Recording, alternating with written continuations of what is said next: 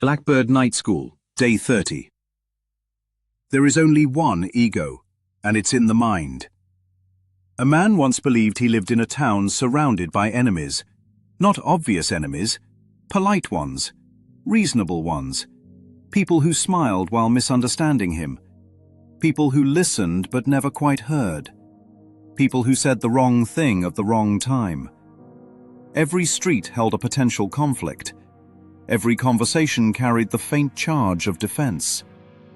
He learned to read tone faster than content. He learned to anticipate insult before it arrived. He called this awareness emotional intelligence. He called it discernment. He called it growth. At night, his mind replayed the day like surveillance footage. Words looped. Expressions froze. Moments replayed with alternate endings. He corrected people who weren't there. He defended himself against accusations never spoken.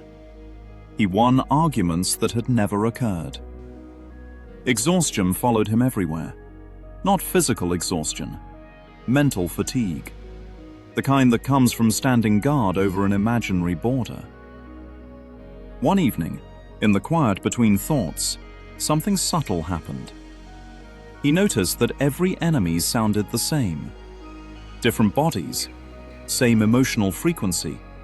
Different situations, same inner tightening. Different faces, same sense of threat. It was as if the town shared one loudspeaker, and the volume knob was inside his own skull. This is the moment the Course is always aiming for. Not correction, not self-improvement, but recognition. A Course in Miracles states this without metaphor. There is only one ego. Not many, not personal, not tailored to individual stories. One thought system. One mistaken belief that separation occurred. One assumption that something outside the mind can threaten it. The ego survives by projection because it cannot survive alone. It must see itself elsewhere. It must hear its voice coming from another mouth. It must experience its guilt as accusation. Projection is not an action. It is an avoidance. The ego judges, then forgets it judged, then reacts to its own judgment as if it arrived from outside. This is why every criticism feels justified. This is why every grievance feels personal. The ego is arguing with itself and calling it relationship, calling it politics, calling it family, calling it history, calling it war. Every conflict is internal. Every attack is self-directed and misidentified. The Course says the world is the outside picture of an inward condition, not metaphorically, mechanically. The mind casts a shadow and then fears the darkness. Imagine a projector running endlessly in a dark theater. On the screen, enemies, victims, heroes, betrayals, alliances. The audience gasps, judges, aligns, feels righteous anger and justified defense. But nothing on the screen has power.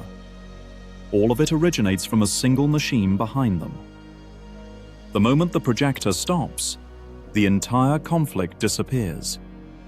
No villains to forgive, no victims to rescue, no story to fix.